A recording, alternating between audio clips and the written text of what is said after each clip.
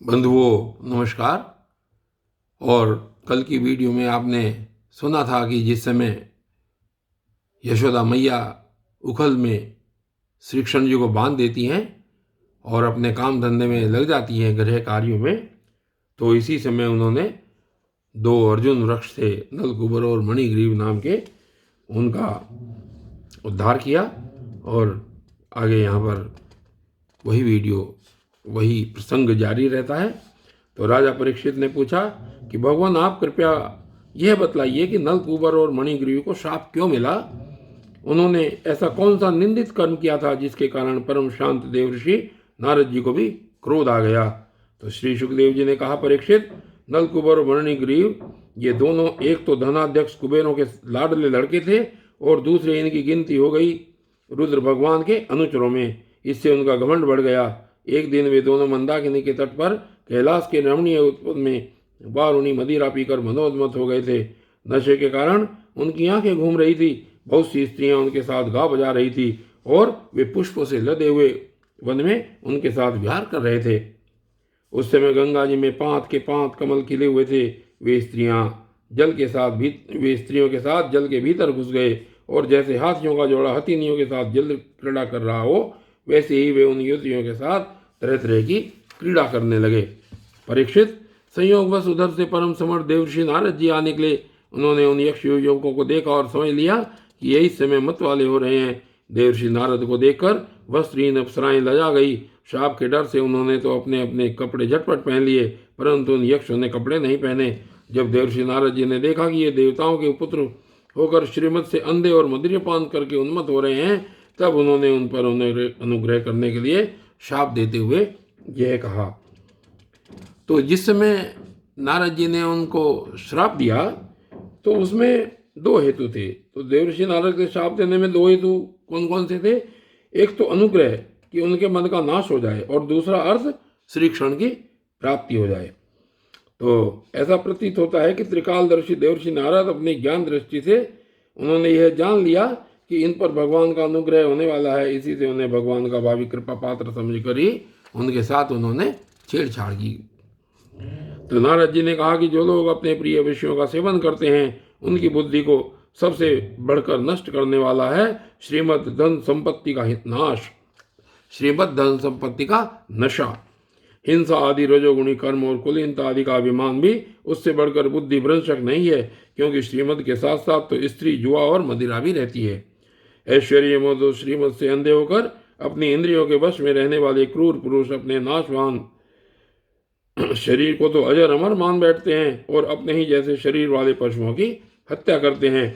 जिस शरीर को भूदेव, नरदेव, देव आदि नामों से पुकारते हैं, उनकी अंत में क्या गति होगी? उसमें कीड़े पड़ जाएंगे, पक्षी खाकर उसे विष्ठा बना देंगे, या वह जलकर राख का ढेर बन जाएगा। उसी शरीर के लिए प्राणियों से द्रोह करने में मनुष्य अपना कौन सा स्वार्थ समझता है? ऐसा करने से तो उसे नरक की ही प्राप्ति होगी। बतलाओ तो सही, यह शरीर किसकी संपत्ति है? अन्न देकर पालने वाले की है या गर्भधान कराने वाले पिता की? यह शरीर उसे 9 महीने पेट में रखने वाली माता का है अथवा माता को भी पैदा करने वाले नाना का? जो बलवान पुरुष बलपूर्वक इससे काम करा लेता है उसका है अथवा दाम देकर खरीद लेने वाले का? चिता की जिस धधकती आग में यह जल जाएगा उसका है अथवा जो कुत्ते सियार इसको चीर चीर कर खा जाएंगे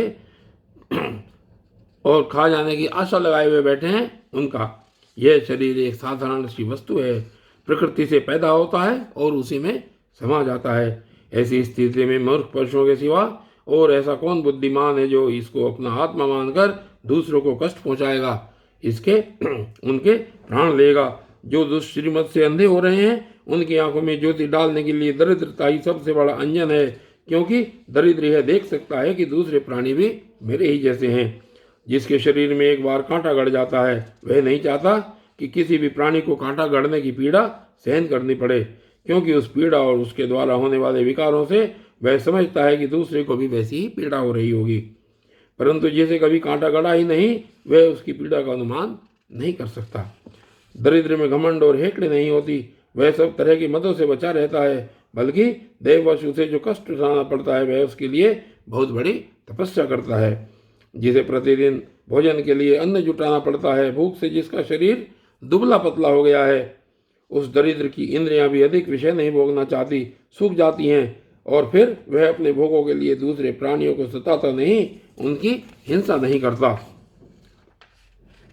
यद्यपि साधु पुरुष समदर्शी होते हैं, फिर भी उनका समागम दरिद्र के लिए ही सुलभ है, क्योंकि उनके भोग तो पहले ही छूटे हुए हैं।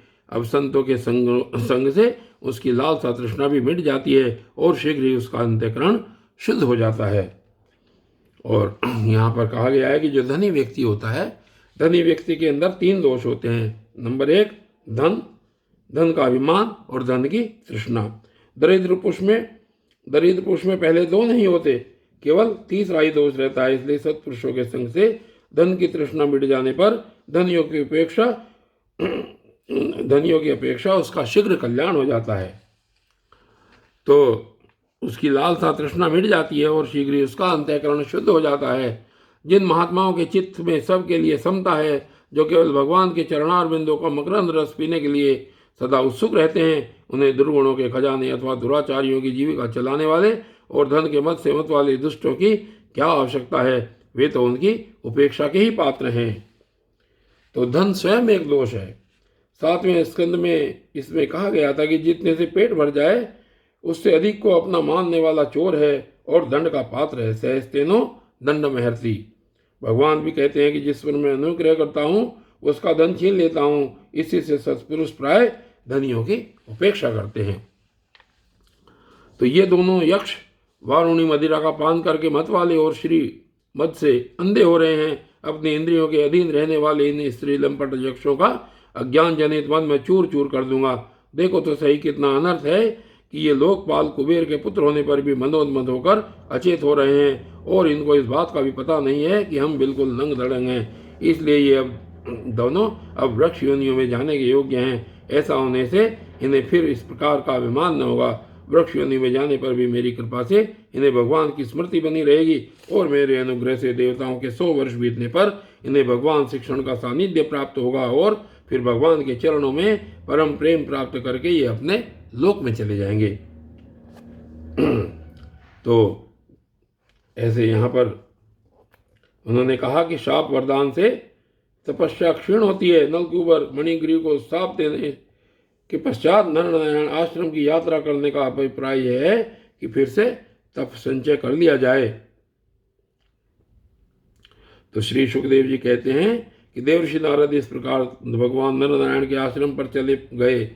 तो वहाँ नरनारायण के आश्रम पर जाकर के उन्होंने कहा कि मैंने यक्षों पर जो अनुग्रह किया है वह बिना तपस्या के पूर्ण नहीं हो सकता। इसलिए अपने आराध्य देव एवं गुरुदेव नारायण के सम्मुख अपना कृत्य निवेदन करने के लिए वो चले गए। तो नलकुबर और मणिग्रीव ये दोनों एक ही साथ अर्जुन वृक्ष का व्रजन होकर यमलार्जुन नाम से प्रसिद्ध हुए। भगवान श्री कृष्ण ने अपने परम प्रेमी भक्त देवर्षि नारद जी की बात सत्य करने के लिए धीरे धीरे उखल घसीटते हुए उस ओर प्रस्थान किया जिधर यमलार्जुन वृक्ष थे। भगवान ने सोचा कि देवर्षि नारद मेरे अत्यंत प्यारे हैं और ये दोनों भी मेरे भक्त कुबेर के लड़के हैं, इसलिए महात्मा नारद ने जो कुछ कहा है उसे मैं ठीक उसी रूप में पूरा करूंगा। तो भगवान श्री कृष्ण अपनी कृपा दृष्टि से उन्हें मुक्त कर सकते थे, परंतु वृक्षों के पास जाने के कारण यह है कि देवर्षि नारद ने कहा था कि तुम्हें वासुदेव का सानिध्य प्राप्त होगा। तो इस तरह की से नारद जी के श्राप को या उनके अनुग्रह को पूर्ण करने के लिए भगवान श्री कृष्ण घसीटते हुए उन वृक्षों के पास गए। इसलिए महात्मा नारद ने जो कुछ कहा है ठीक मैं उसे ही पूर्ण करूंगा। यह विचार करके भगवान श्री कृष्ण दोनों वृक्षों के बीच में घुस गए। तो वृक्षों के बीच में जाने का जो आशय है वो यह है कि भगवान जिनके अंतर्देश में प्रवेश करते हैं उनके जीवन में क्लेश का लेश भी नहीं रहता। भीतर बाहर प्रवेश के बिना दोनों का एक साथ उद्धार भी कैसे होता। तो यह विचार करके भगवान श्री कृष्ण दोनों वृक्षों के बीच में घुस गए। वे तो दूसरी ओर निकल गए, परंतु उखल टेढ़ा होकर अटक गया। दामोदर भगवान श्री कृष्ण की कमर में रस्सी कसी हुई थी। उन्होंने अपने पीछे लुढ़कते हुए उखल को जो ही तनिक जोर से खींचा त्यों ही पेड़ों की सारी जड़ें उखड़ गई।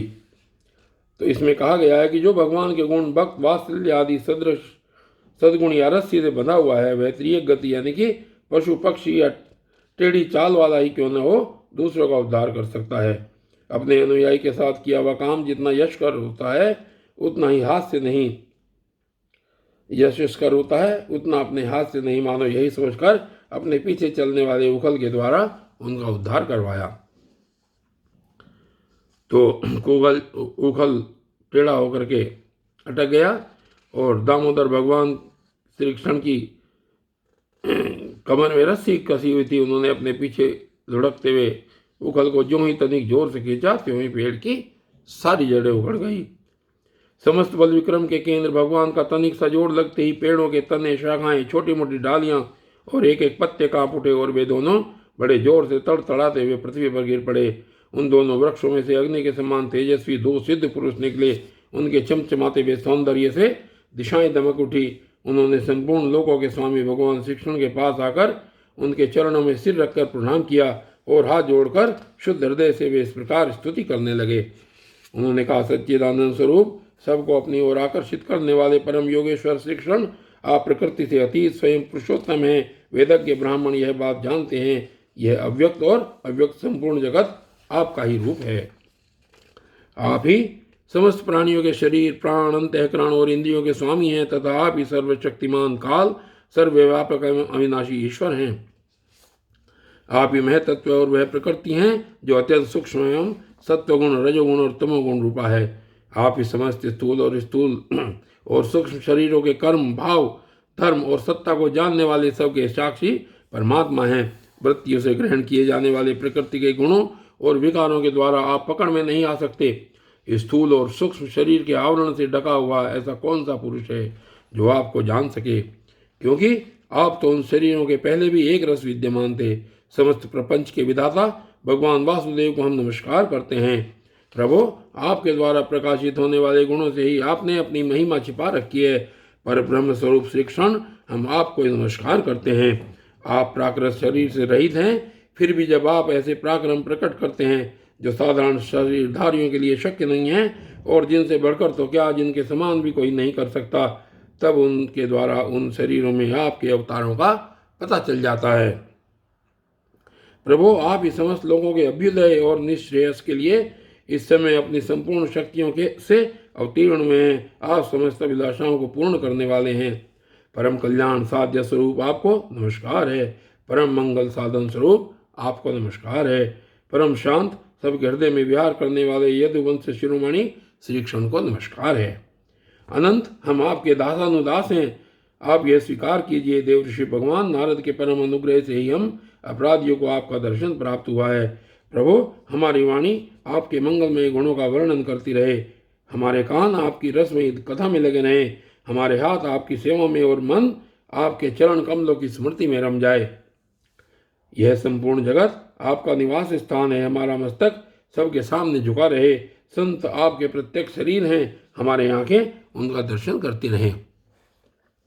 और इसके बाद सुखदेव जी कहते हैं कि उन्होंने सौंदर्य माधुर्य निधि गोकुलेश्वर श्री कृष्ण ने नलकुबर और मणिगुरी के इस प्रकार स्तुति करने पर रस्सी से उखल में बंधे बंधे ही हंसते हुए उनसे कहा। तो उन्होंने कहा कि सर्वदा मैं मुक्त रहता हूँ और बद्ध जीव मेरी स्तुति करते हैं। आज मैं बद्ध हूँ और मुक्त जीव मेरी स्तुति कर रही हैं। यह विपरीत दशा देखकर भगवान को हंसी आ गई। श्री भगवान ने कहा, तुम लोग श्रीमत से अंधे हो रहे थे। मैं पहले से यह बात जानता था कि परम कारुणिक देवश्री नारद ने शाप देकर तुम्हारा ऐश्वर्य नष्ट कर दिया तथा इस प्रकार तुम्हारे ऊपर कृपा की। जिनकी बुद्धि समदर्शिनी है और हृदय पूर्ण रूप से मेरे प्रति समर्पित है, उन साधु पुरुषों के दर्शन से बंधन होना ठीक वैसे ही संभव नहीं है जैसे सूर्योदय होने पर मनुष्य के नेत्रों के सामने अंधकार का होना। इसलिए नलकुबर और मणिग्रीव, तुम लोग मेरे परायण होकर अपने अपने घर जाओ। तुम लोगों को संसार चक्र से छुड़ाने वाले अनन्य भक्ति भाव की जो तुम्हें अभीष्ट है प्राप्ति हो गई है। श्री सुखदेव जी कहते हैं, जब भगवान ने इस प्रकार कहा तब उन दोनों ने उनकी परिक्रमा की और बार बार प्रणाम किया। इसके बाद उखल में बंधे हुए सर्वेश्वर की आज्ञा प्राप्त करके उन लोगों ने उत्तर दिशा की यात्रा की। और यहाँ पर कहा गया है कि यक्षों ने विचार किया कि जब तक यह सगुण यानी कि रस्सी में बंधे हुए हैं तभी तक हमें इनके दर्शन हो रहे हैं। निर्गुण को तो मन में सोचा भी नहीं जा सकता। इसी से भगवान के बंधे रहते ही वे लोग वहाँ से चले गए और उन्होंने कहा स्वस्त्युदुखल सर्वदा श्री कृष्ण गुणशाली है वह भूया, कि उखल तुम्हारा कल्याण हो, तुम सदा श्री कृष्ण के गुणों से बंधे ही रहो।